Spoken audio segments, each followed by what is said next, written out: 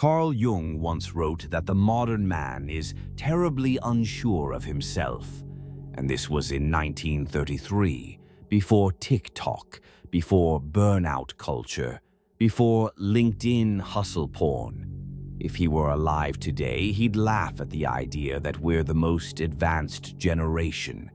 Because look at us, addicted to screens, drowning in choice, but starving for meaning. Here's the paradox. We can send rockets to Mars, but most of us can't answer a simple question. Why am I here? And that's the wound Jung was pointing to. He believed your emptiness isn't random. It's a symptom, a signal that your soul is disconnected. You think you're anxious because you don't have enough success. Jung would say you're anxious because you don't have enough of yourself. So let me ask you, that gnawing voice in your head, the one that whispers late at night, is this really it? What if that's not weakness, but a call?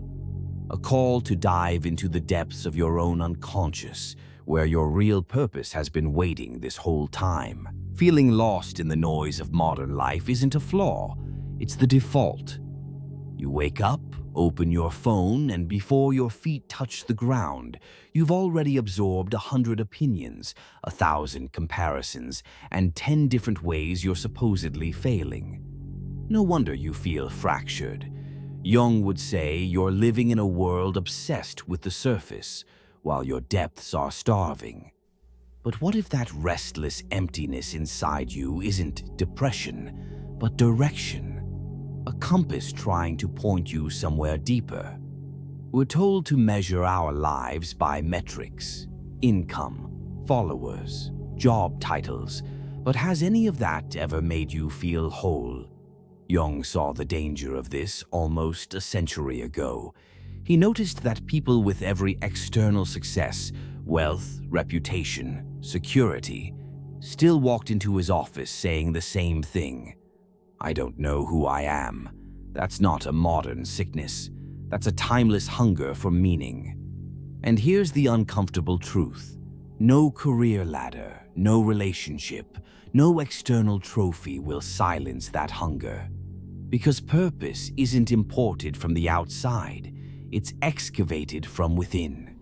So ask yourself, are you building a life or just decorating a mask?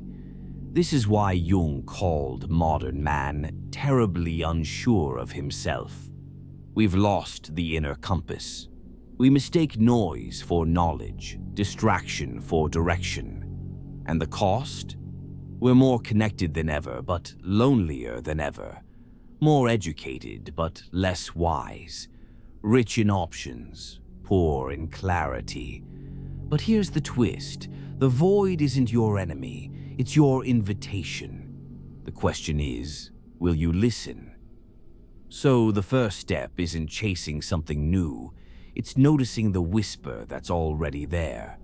That subtle feeling that the life you're living doesn't quite fit. It's like wearing shoes that are too small. You can walk in them, sure, but every step hurts. And what Jung discovered is this. The pain of that misfit is the very clue that points toward your true path. The longing, the discontent, the late-night questions, they're not signs of failure. They're signals, the echo of purpose, calling you back to yourself. So if the echo is real, what's it leading you toward? That's where Jung's most radical idea comes in, that your conscious self is only a fragment of the story. The real blueprint is hidden deeper in the unconscious. Carl Jung believed that what we call the self, the version of you that goes to work, talks to friends, pays bills, is only a fragment, like the tip of an iceberg. 90% of who you are lies hidden beneath the surface. He called that hidden territory the unconscious. And here's the shocker. Jung said most of your life is already being directed by it. Your choices, your fears, even the people you're drawn to, all quietly orchestrated by something you rarely acknowledge. So if your conscious mind is not the driver, who or what really is? Jung's answer was both terrifying and liberating. He described the collective unconscious, a vast, universal memory bank shared by all humans. Imagine an ancient library written into your DNA, filled with the stories, instincts, and symbols of every generation before you. Why do myths from opposite sides of the world tell the same stories? Why do you dream in images older than your culture? Jung would say, because you're plugged into that library. It shapes you in ways you can't see, and unless you learn to explore it, you'll keep mistaking other people's scripts for your own life. But here's the haunting part. If you never explore the unconscious, are you even living your own story, or just recycling someone else's? Inside that hidden realm live what Jung called the shadow and the anima, or animus.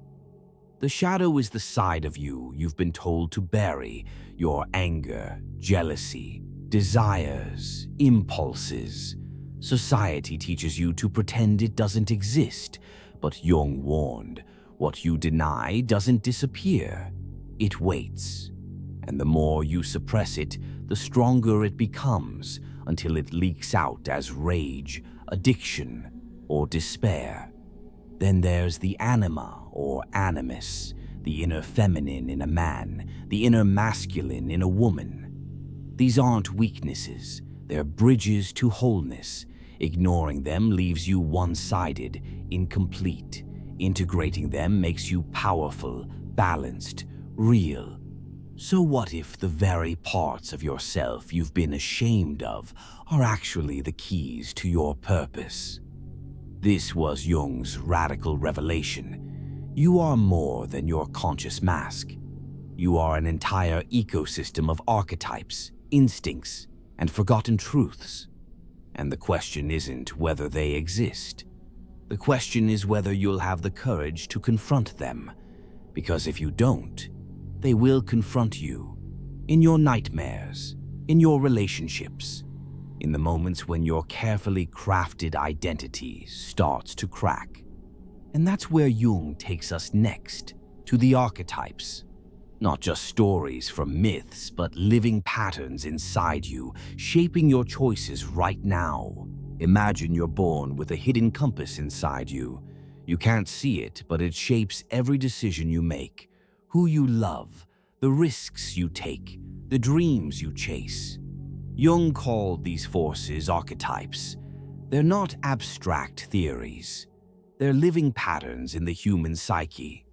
Every myth, every religion, every story you've ever been drawn to, echoes of the same timeless figures.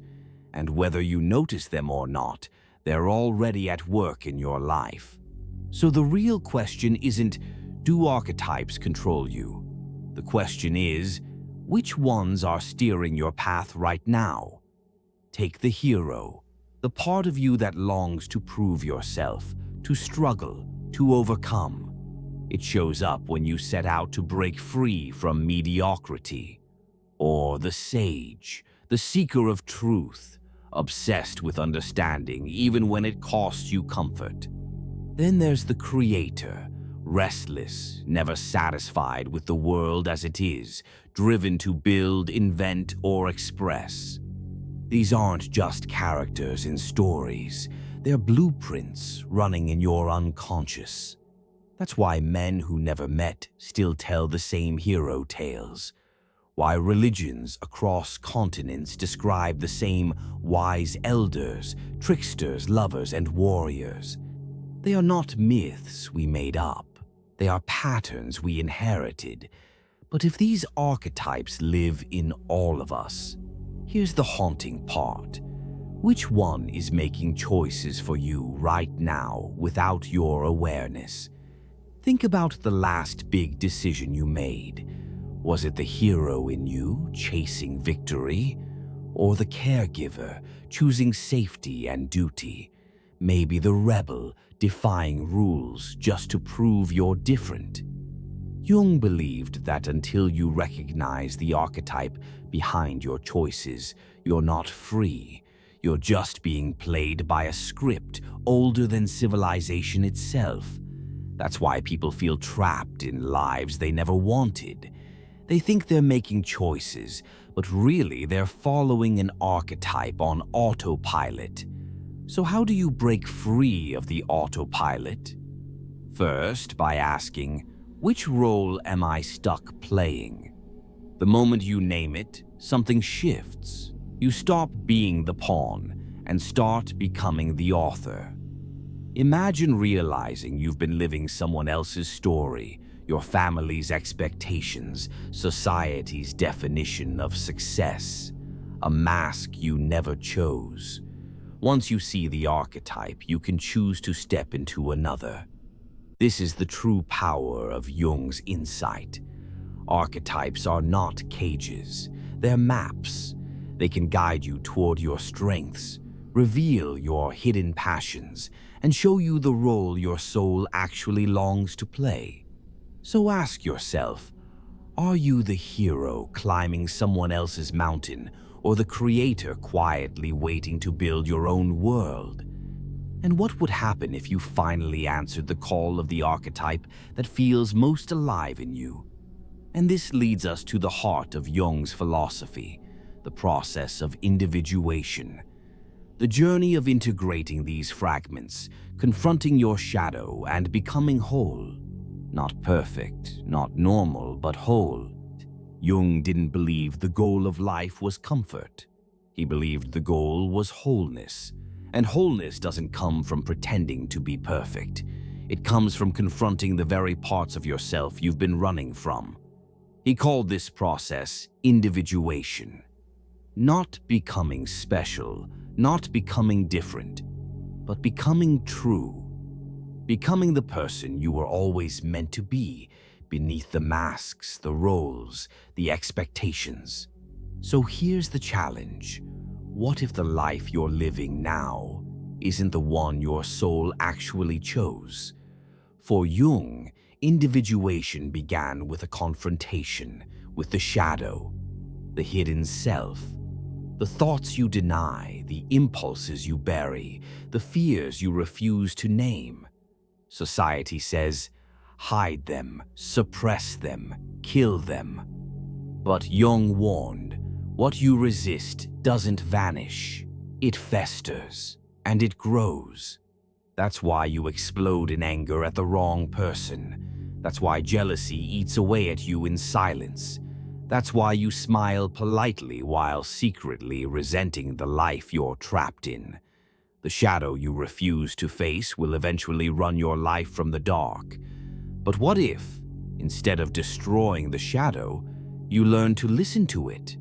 What if it's not your enemy, but your teacher? Jung offered tools for this confrontation. Dream analysis, because your dreams are messages from the unconscious, coded in symbols. Active imagination, dialogues with the figures that appear in your psyche, whether terrifying or inspiring. And synchronicity, those strange coincidences that feel like the universe whispering back to you. These weren't parlor tricks. They were doorways, ways to break the prison of the ego and make contact with the deeper currents of the soul. So the question isn't, do you dream? The question is, are you brave enough to pay attention? But individuation isn't only about shadows and symbols. It's about integration, bringing together the fragments, the rational and the emotional, the masculine and the feminine, the conscious and the unconscious. Jung described it as a pilgrimage, not a single revelation, but a lifelong dialogue with yourself. Each time you confront a hidden part and bring it into the light, you grow more whole. Not flawless, whole. And that's what most people miss. They spend their lives trying to be good, trying to be accepted, trying to be successful. But Jung would say, better to be whole than to be good, because only the whole person can live with purpose. So ask yourself, are you living as a mask trying to impress, or as a soul trying to integrate? And here's where it all comes together. Because once you begin the journey of individuation, your life stops being random.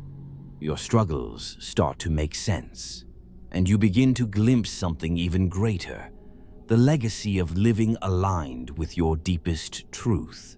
Most people spend their lives chasing validation, titles, money, admiration, applause.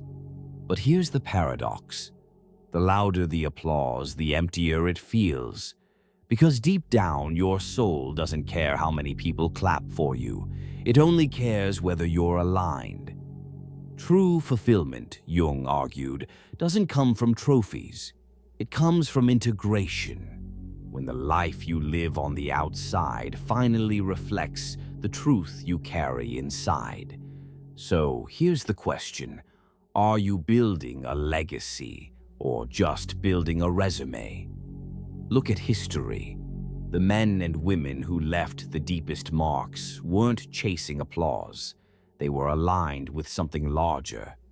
Nietzsche with his will to power, Jung with his descent into the unconscious, Socrates with his relentless search for truth. Their impact wasn't in playing society's game better than others.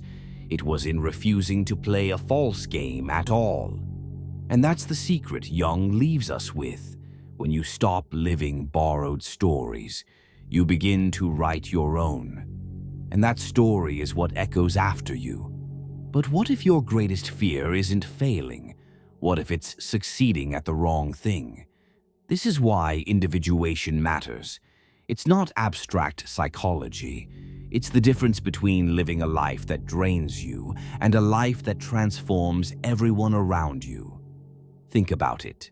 A father who integrates his shadow doesn't pass it down as rage to his children. A leader who knows his anima doesn't become a tyrant, but a builder of real community. A creator who follows the archetype within doesn't just make products, he makes meaning. Your individuation isn't selfish, it's service. Because a whole person doesn't just heal himself, he becomes medicine for others. So the question is no longer just, who am I? It's who do I become when I'm finally whole? And when you live from that place, something strange happens. Life stops being a random series of events. The chaos has pattern, the suffering has purpose. The mistakes become lessons instead of curses. This is what Jung meant by aligning with the self, the deeper core of who you are. Once you live from that center, even death loses its sting, because your life wasn't wasted. It was lived as an offering. So here's the challenge. Will your story end as a cautionary tale or as a map others can follow? Legacy isn't carved in marble or written on gravestones. It's felt in the lives you touch, the truths you embody, the courage you pass on. That is fulfillment, not an image to impress others, but a fire you carry that lights the way for those after you. And you don't find it by accident. You choose it. Every time you confront your shadow, every time you listen to your dreams, every time you refuse to betray your soul for the comfort of the crowd. So ask yourself, is your life echoing someone else's expectations or your own calling? Carl Jung believed that modern man was adrift because he'd lost connection with the inner world, but he also believed the cure was within reach. Purpose isn't given to you, it isn't assigned, it's remembered. And the only way to remember is to go inward, to face the depths, to integrate the shadow, to discover the archetype that is yours to embody, and to live so fully aligned with your inner truth that the world cannot ignore it. So in the end, the question isn't, will you find your purpose? The question is, will you have the courage to live it? Because your purpose isn't out there, waiting in the world. It's been inside you all along, echoing, whispering, calling. The only question is, will you answer?